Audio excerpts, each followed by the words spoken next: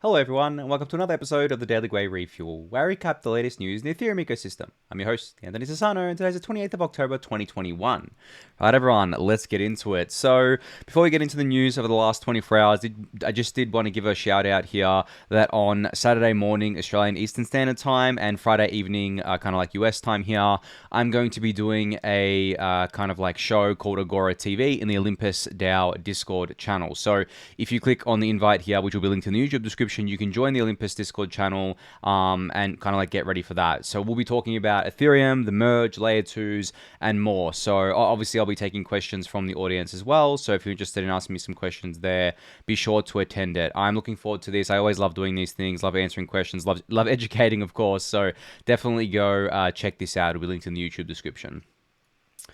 All right, I don't do these often. I've been doing a little bit of doing these a little bit more often than usual lately, but I got to talk about the markets a bit here because there was some discussion in the Discord channel today around like obviously SHIB, the dog token, going absolutely insane over the last few weeks. I wrote about it in the newsletter actually as well. I think it was yesterday or the day before, where I basically said, this sort of stuff's got kind of a net positive for ETH because it's like burning ETH right now, and it brings in new users and things like that, but I guess like just the market dynamics of it. I think people right now are worried.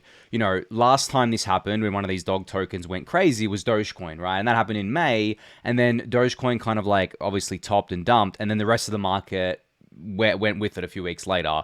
And usually when you look at these things, you look at these kind of like irrational pumps in different markets, you kind of think to yourself, well, it just means that this is kind of like late stage stuff in a market cycle. There's lots of retail investors coming in. They're buying into this stuff just indiscriminately, and it can't go up forever. So inevitably, the whole market's going to come down. I don't think that's going to happen. Obviously, I don't have a crystal ball. I don't know what's going to happen. But I think right now is very, very different to what happened back in May. In May, ETH and BTC had been in price discovery for a while. Like BTC, I can't remember. I think it was November. I'm pretty sure it was November, or maybe even October. BTC had broke past its old all-time high of $20,000 and had been pumping like crazy up to, what was it, 64K or something like that. And then it kind of like had been going a little bit sideways for I think about a month, maybe a month or two from there into May and June. And ETH had also broken through its all-time high in January and had kind of like gone into price discovery as well, all the way up to $4,400. And then obviously we had the big crash, and for the last 6 months it's been sideways. That is very different to what's happened now. ETH and BTC aren't in price discovery. They've both kind of like gone to their old all-time highs. ETH touched it barely, as you can see here on the chart. ETH kind of like touched it at about 43.70, 75, and BTC kind of like went a bit past it up to like, I think 67, 68K because of the ETF hype. But they came back down, and they haven't been in price discovery for months at this point. So we're not, if you kind of like look at market cycles and look at how they've played out in the past, we're not in the kind of like end stage of a cycle. If BTC and ETH had been going up for a while in price discovery, and it was kind of like, well, we have to calm down at some point, and these other things were pumping, like the random dog tokens, then there'd probably be cause for more concern. But right now, ETH is sitting in this range between, seems $4,000 and $4,400.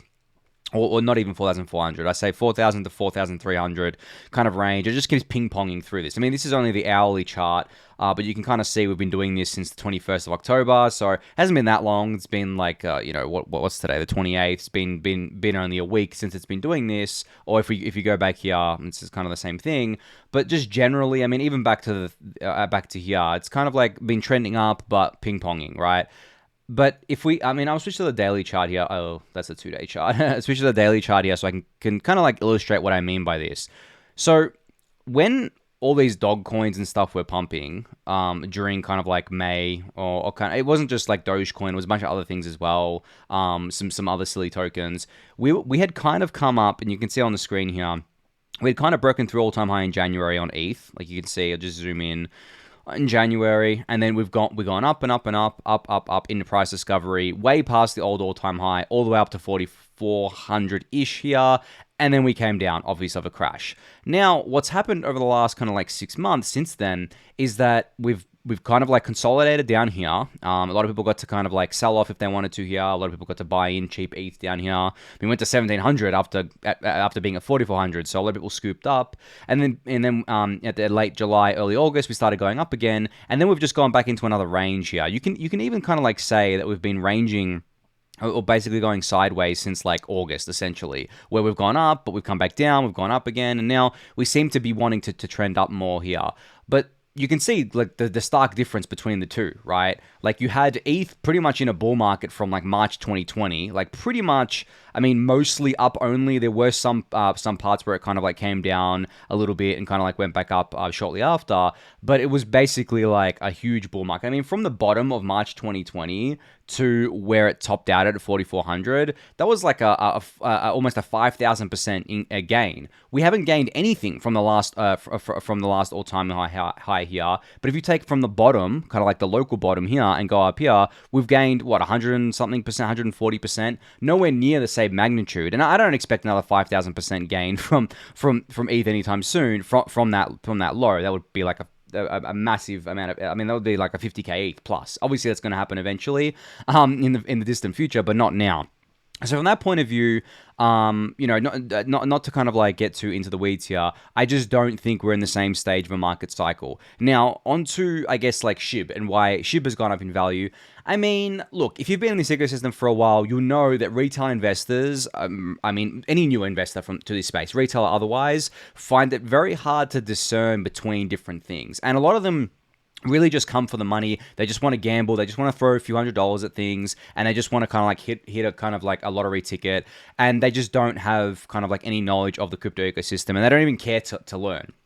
Now, in SHIB's case, the total supply of SHIB is 1 quadrillion. Yes, 1 quadrillion, not trillion, quadrillion, which means its unit price is extremely low. Even at a $40 billion market cap, its unit price is like 0.00008, I think it was, which is obviously not even nowhere near a cent. And people were kind of like memeing saying, oh, SHIB's going to go to $1. I mean, if SHIB went to $1, its market cap would be $1 quadrillion. But because half of the token supply has actually been burned, it would be like $500 trillion. Still absolutely ridiculous, right? So from that point of view, that's never happening. But the thing is that the narrative is there, right? The narrative of like, oh my God, like SHIB's going to go to $1. Let's keep buying it. All this retail floods in. It's really easily accessible on places like Coinbase. It's also got like a lot of liquidity because of that as well. It had like a mania around it because it's like a dog coin. A lot of people who missed out on Doge were like, oh, I'm not going to miss out on the next dog coin. So they buy SHIB. It's just like this classic retail new to crypto coin that people love to buy. And of course, it's not just them buying it, it's the traders who see all this demand coming in and look at the chart and like, holy shit, like I need to jump on this train. And they actually did jump on it in a big way. They sucked the value out of ETH and BTC over the last few days, which is hilarious because it's kind of like this random dog coin is affecting the wider crypto markets. And it's the same thing that happened with Doge as well, mind you. So I think there's that aspect to it. And there's also the kind of like meme aspect to it as well, where, dog memes in general, like just dogs in general, like very easy to meme, very easy for people to relate to. Everyone loves dogs, right? Or at least most people do. It's just very easy for people to relate to. So all that together kind of brings together like a shelling point for people to speculate. And they all speculated on this thing. Like I know people that put in like $100 into SHIB and was like, oh, if this goes to $1, I'm going to be able to retire. And they actually truly believe that. This wasn't like them memeing or joking. They truly believe that. They're truly like, well, Bitcoin was worth nothing one day and now it's worth like $60,000. So, SHIB's worth nothing right now. So SHIB can easily go to $1. It's just... It's the unit bias. They don't understand market cap. It's like very foreign to them, and that's what kind of pushes this up. So I know people kind of like see this and they're like, this is ridiculous. This is stupid. This makes the market look like a joke. But really, this is just the way humans have always been. We've just made it really easy for them to access assets like this and to speculate like this. If you think about just generally casinos and gambling, it's a massive industry, and that's exactly what this is. They're not betting on a fundamental tech. They're not betting on a roadmap. They're not betting on anything. They're literally placing a monetary bet on something that they know is gambling, that they know is essentially a lottery ticket, and they're just doing it because they're like, well, I've only put $100 into it. Who cares if I lose $100? It's not a big deal. And you know, you multiply that mentality by millions and millions of people, that's a lot of money. And then, as I said, you have like the traders and the whales that come in and, you know, ride the wave up and suck money out. Now, do I expect SHIB to have any long-term lasting value? No, I don't, right? I really don't. And you know, maybe they prove me wrong and they kind of like, for some reason, develop their own ecosystem and do some things. I heard people saying that, oh, they're going to have a decentralized exchange, all this other stuff. I mean, I don't know. I don't buy it, right? But you know, these things can persist based on like memes and marketing and kind of like people just holding these things because they're like, oh, well, you know, I only put $100 into it. I'm just going to let it ride. I don't really care. You know, maybe one day it'll be worth like $1 million. Maybe it'll be worth zero, whatever. And then there's all the stories of people who actually made a lot of money by buying SHIB like really, really early on when it had like a less than $1 million market cap, and you know they made hundreds of millions of dollars. But most people wouldn't have done that. Most people would have sold like even for like a 5 or a 10x from where they bought in. So all that comes together to basically have this effect on the wider market. So I guess to answer the person's question today in the Discord channel, or the general sentiment, I don't believe SHIB, you know, if it crashes really hard from here, I don't believe it's going to tear the rest of the market down with it. I actually believe that a lot of that money is going to find its way into ETH and other assets because not so much probably the retail money that went into it, but more so the trader money. They love rotating between things. They're not just going to go back to cash and be like, well, I'm going to go to cash because I feel like the market's too hot right now. It's not. Like, ETH and BTC aren't hot. They haven't been in price discovery for a long time. So what people are going to do is they're going to allocate to these things to basically rotate and ride the next wave up. And this is exactly how markets work. And that's why markets work in cycles over the short term.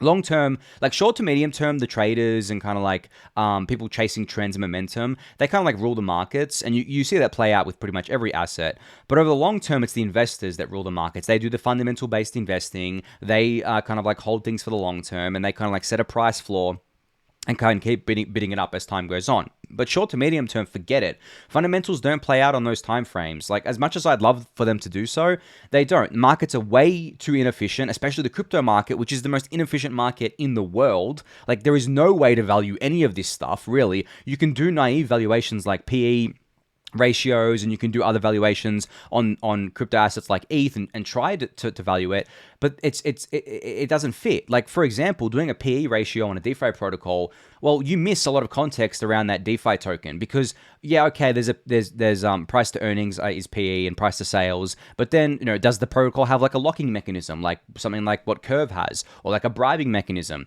Does it burn its own kind of like tokens? Like, all of that coming together, you have to consider that. And then you have to consider the premium for being a crypto asset. Maybe it accrues some sort of monetary premium as well. There's so much that goes into this sort of stuff. I don't expect the crypto markets to have any kind of like widely agreed upon valuation framework for a very long time. And I don't expect these kind of like meme pumps to stop for a very long time as well. So that's just my general view there. I'm gonna move on because I spent about 10 minutes on this now.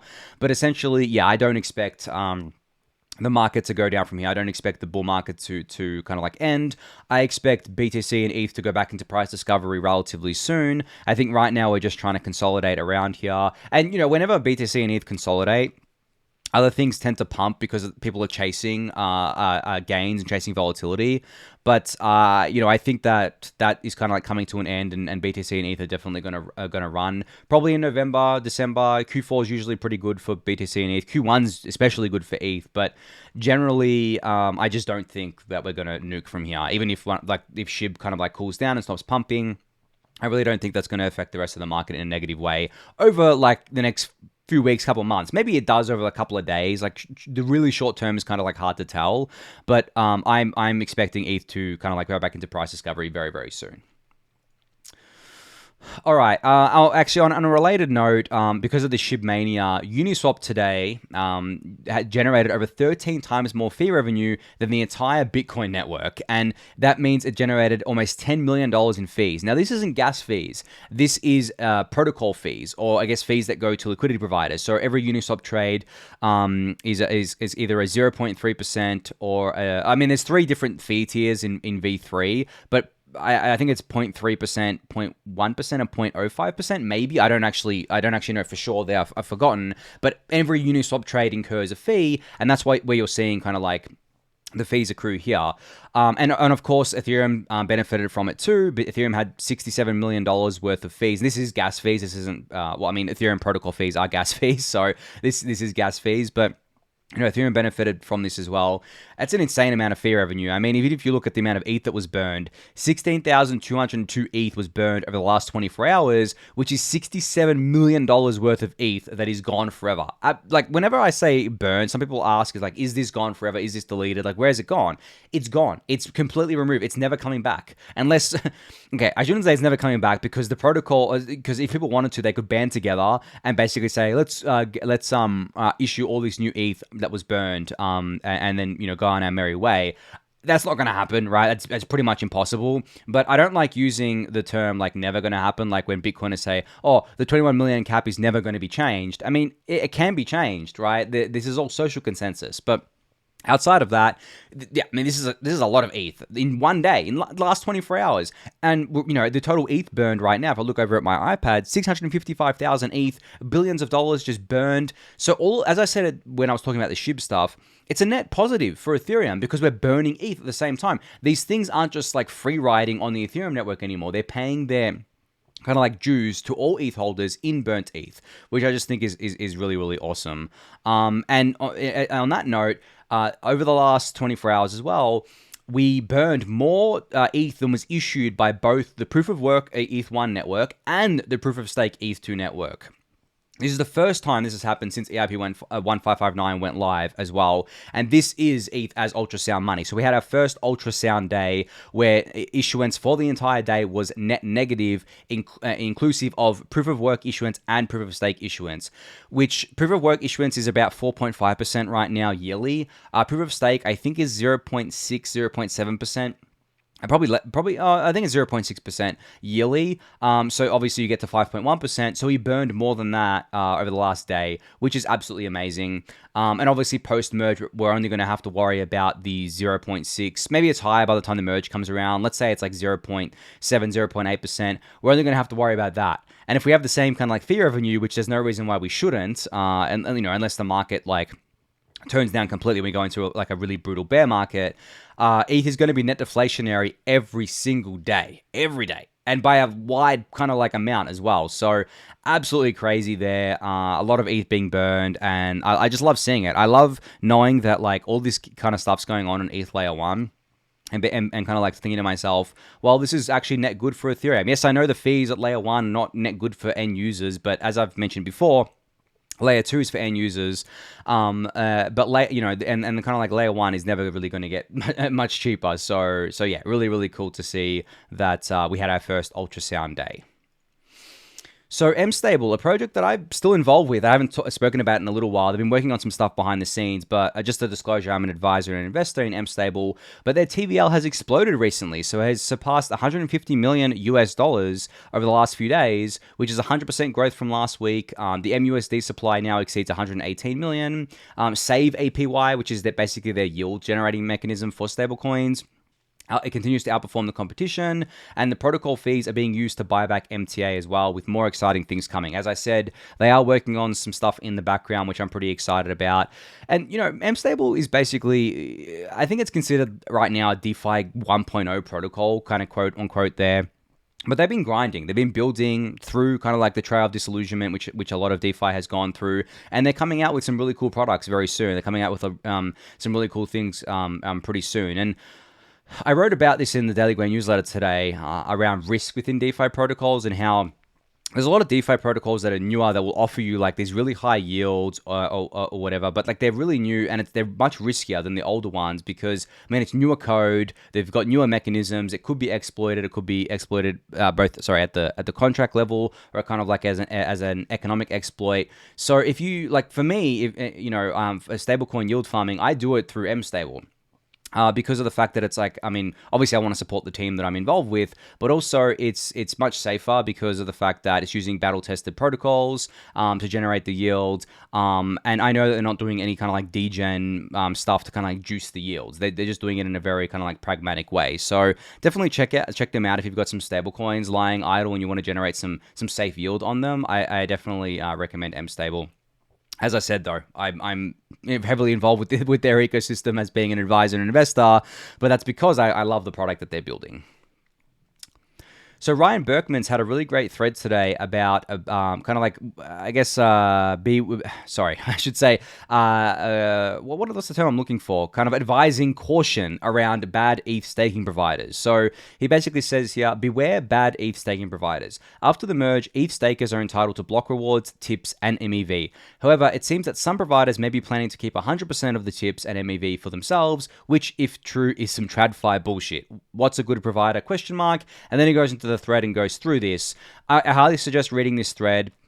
But essentially, and what's very important to realize about this is that, as I've said before, once the merge happens, all the unburnt fee revenue, which is the tips, so there's obviously the base fee and then the tips as part of EIP 1559, all the unburnt fee revenue as tips, block rewards, and MEV are going to be going to stakers. But if you're staking with a service provider that isn't kind of like taking in that MEV and those tips and passing them on to you as a staker or like staking with them, then that is really bad, and it doesn't really make any sense. That's really bad for the end user, and you should not be staking with that provider. And at the same time, though, there was a good comment here from Roman, who said, it's a free market. Providers with higher yield will get all the stakes, and I mean, I agree with that as well. Where essentially, if it gets called out publicly that one of the staking service providers or multiple of them are not paying out the kind of like tips and MEV to their to their users that are staking with them, someone else is going to just eat that stake, especially because, after the merge, like a few months after the merge, there'll be withdrawals enabled. People will just be able to fluidly kind of like move their stake from one provider to another. Well, in that case, they're going to lose business. So I think that there may be some that do this, maybe the more hostile kind of like providers, maybe the ones that think that their users aren't going to notice this, because, to be honest, I actually think like there's going to be a lot of people staking that just don't pay much attention. They're just going to buy ETH as like a risk-free internet bond sort of thing if it kind of like goes into the TradFi system.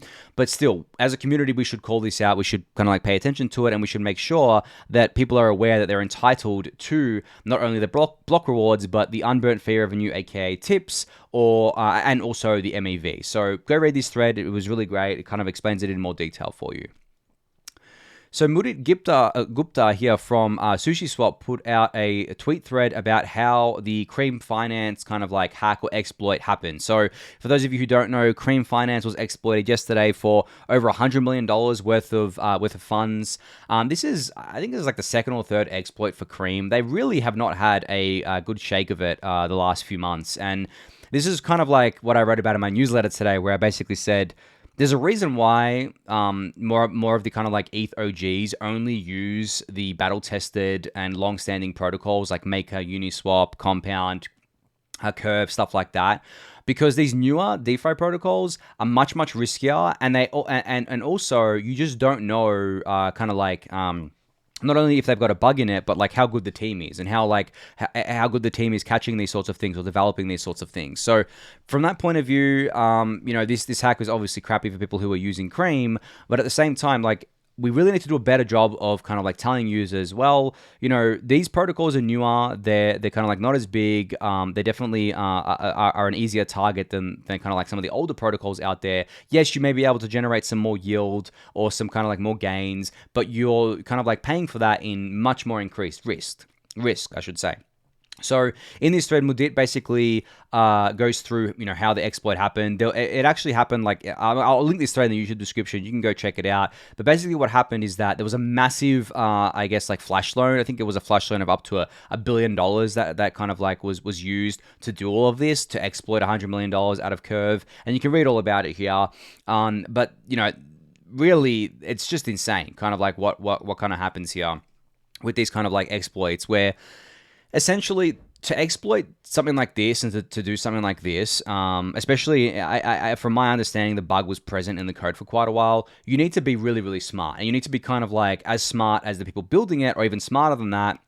And you need to be able to kind of like test this and make sure that your exploit is going to go through and then do it. And then also be sure that you can get away with the money as well. So, I mean, as I said, I wrote about this in the newsletter today, but essentially we need to do such a better job of warning users about this, because no code is 100% bug free. It will never be 100% bug free ever. Even if you have like a million audits, even if you have what's called what's the term I'm looking for right now? I'll think of the term. There's basically something that you can do that ensures that the code would run as you've programmed it, which doesn't account for bugs. If you've programmed a bug into your code, well, then it's running as you've programmed it. So that doesn't even kind of like account for that. And there's a term for it. It's just I can't think of the term right now.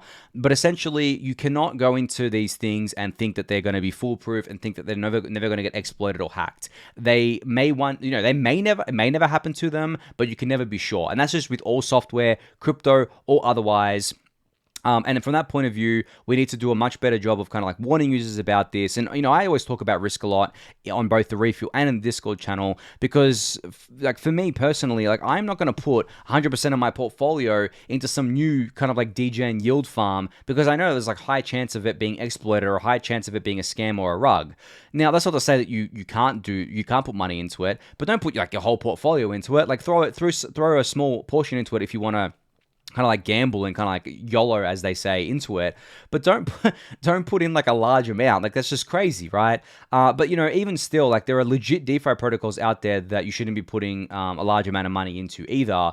Especially the newer ones, because you just don't know. And Cream, for all intents and purposes, what is a legit DeFi protocol, but they're a newer protocol. They definitely. They've been kind of like exploited before. They seem to kind of like have a lapse in their security practices if kind of like this bug kind of like snuck through. But at the same, as I said, like there's no 100% foolproof way to protect against these sorts of things. So yeah, just something to be cautious of. But you can go read this tweet. It'll be linked in the YouTube description below. So VeVe, I think that's how you say it, has announced today that Disney is going to be doing NFTs using their platform. Now, VeVe is actually built on Immutable X, which is using Starkware's technology, which is a Validium secured by Ethereum. So Disney is doing NFTs on Ethereum. That is the headline right there, which, I mean, I spoke about this yesterday. I've spoken about it countless times on the Refuel. NFTs are the biggest onboarding vehicle ever for crypto, and I'm really, really happy that Ethereum has these scaling solutions now that these kind of like teams can tap into, because really when it comes to NFTs, no one cares about decentralization and security for 99% of NFTs. I want decentralization and security for my punk. I don't want it for some random NFT that I aped into hoping to flip it. Like no one cares about that at all. The high value NFTs, fine, it can live on layer 1 Ethereum. All well and good, but most NFTs, people just want to have it and just want to be able to kind of like play around with it. They don't even care that it's centralized, or at least like not as decentralized and secure. So that's where some of these kind of like solutions come in, like a Validium from that Immutable X runs on, which basically gives you a kind of like trade-off where they store the data off-chain, but they put the proofs on-chain, so you get better security than like a pure kind of like side chain or something like that. But you do have a security trade-off, and you're not getting like the full kind of like security of and decentralization of a roll-up. So from that point of view, I think this is fine. And I mean, the fact that these kind of like massive companies are building on Ethereum, and users will actually probably never know that it's on Ethereum, because not only are they probably maybe not even going to know that it's built on Immutable X, they're going through the front end, which is VeVe. So they may know about VeVe and be like, okay, well, I know this platform, this is the one that I interact with, but they've got no idea that what's powering it is Immutable X, and they have no idea that what's powering Immutable X is Starkware, and they have no idea what's powering Starkware is Ethereum. And that is the magic. That is how we scale Ethereum to the world. As I've said countless times before, most people should never, ever, ever have to worry about Ethereum. If they want to get involved with it and be interested in it, that's fine. But most people should never have to worry about the underlying architecture because there's all these things built on top that abstract that away. And that's how you onboard kind of like the mass amount of users. And that is mass adoption. So yeah, I mean, I've explained that stuff before. I'm running out of time here, so I want to move through the rest of this stuff. Hyype has launched with their guarded launch, and they've kind of launched this thing called an alpha race featuring 13 different NFT series. So some of these kind of like NFT series include CryptoPunks, Bored Apes, Cool Cats, Crypto Toad, all the ones you've heard of before. But essentially what this launch does is it basically allows you to set up your profile on here and participate in a competition to, once you've set up your profile by picking an NFT and picking a squad and adding lore to your NFTs, that's participating in the competition where you earn points for doing this. The competition only lasts for 72 hours and it's already been 24, I believe. So you've got another 48 from now, probably even less by the time you've watched this. But as I said, you pick your NFT as your profile picture, pick the NFTs to be in your squad. So if you own NFTs from these collections, you can pick them to be on your squad, and then add lore to your NFTs to earn these points, which I think is really cool. I mean, this is just another way to, I guess, show off your NFTs and kind of like be more involved in like the cultural aspect of it. And adding lore to your NFT, your own personal kind of like story to your NFT is like kind of the whole thing, right? That's adding kind of like a cultural aspect to it. And it's kind of like putting your own spin on things, which I think is really, really cool. So definitely go check this out if you haven't already. And I should have talked about this before when I was talking about the SushiSwap kind of the cream kind of like exploit. But basically, Cyrus Unesi put out a great tweet here where he said the dApps that he's willing to put more than 50% of his total net worth into, in no particular order, consist of Maker, Aave, Compound, Curve, and Uniswap. This is the exact same list for me. As I mentioned yesterday, Maker is pretty much the only place, or one of the only places that I trust a large amount of my ETH in, besides putting it into staking. I have put it into Aave before. I would put it into Compound. Curve and Uniswap as well, I'd feel safe with. But Maker is where it stays a lot of the time because I do a lot of loans against myself on Maker for various different reasons. But these are the blue chips. I know their tokens haven't performed really well, but in terms of the security of these apps and kind of like the battle testedness of these apps, I mean, they're unmatched, essentially. They've been around for a very long time. They're built by world-class teams. They have a lot of audits. Yes, I know I said that audits aren't a way to kind of like foolproof a system, but from memory, Aave V2 had 5 audits from top-tier firms. Maker Multi-Collateral DAI had a lot of audits. Compound as well, Curve and Uniswap. And that's not to say none of these have suffered exploits before. 2 of these, Compound, suffered that comp token minting exploit the other day, which obviously didn't affect kind of like the Compound user funds, but it affected kind of like the comp token and obviously the value of that. And Maker, during the kind of like COVID crash in March 2020, became under-collateralized, but they came back from that because they have an inbuilt insurance mechanism where they basically mint MKR and sell that into the market to cover the shortfall. I think Curve may have had a bug before that got fixed, but as far as I know, Uniswap across V1, V2, and V3 has never had a bug, and Aave as well. I'd have to double check on that, but I think so. So that's really cool. But yeah, I mean, I agree with Cyrus here that these are the apps that I would put more than 50% of my net worth into and feel comfortable with it. But still, I mean, I feel comfortable with it to an extent. I'd still be kind of like jittery about it and be like, there is a risk here, but I'm doing it for some particular reason. So that's kind of like how I think about it. All right, a couple of shout outs here. So David Hoffman put together a really great blog post in Bankless today called Ultra Scalable Ethereum. Now, this post is basically all about modular blockchains and kind of like monolithic blockchains and how Ethereum is scaling. David and Ryan also did a video on the Bankless YouTube, which you should check out, covering this as well. And a couple of weeks ago, David and I did a stream about modular blockchains, and obviously I've written a lot about this too. But I think this blog post gives the best kind of like concise and I guess a put together summary, I guess you could say, of what an ultra scalable Ethereum looks like, of what the challenges Ethereum is kind of like dealing with the blockchain trilemma, how we invert the blockchain trilemma with modular blockchains, how they compare to monolithic ones, how Ethereum is scaling via rollups, all that good stuff. I mean, go read this. I'm obviously not going to read this on the refuel, but go give this a read. It was really great. I mean, I always love reading David's writing. He's a very great writer. He's actually the inspiration for a lot of my writing within the Daily Gwei. And he references a lot of Polynyar's work, of course, everyone's favorite modular blockchain evangelist. So yeah, I highly recommend giving this a read. I'll link it in the YouTube description for you to do so. And finally, I wanted to give a quick shout out that Gitcoin is looking for a product manager to work on their mission of building and funding digital public goods. If you live and breathe crypto, believe crypto can be used for good, can turn ambiguity into clarity, are organized, detail-oriented, and have product skills, DM a wiki here, which I'll link this in the YouTube description, to inquire and apply there. I mean, I couldn't think of a better team to be working for than Gitcoin, or a better DAO, I should say, because they've got the DAO now. So definitely go check them out if you're have experience in product management, or even if you don't, if that's something you want to kind of like get your start in, you should definitely reach out to Owaki here. As I said, all links in the YouTube description, but I think I'm going to end it there for today. So thank you everyone for listening and watching. Be sure to subscribe to the channel if you haven't yet. Give that video a thumbs up, subscribe to the newsletter, join the Discord channel, and I'll catch you all tomorrow. Thanks everyone.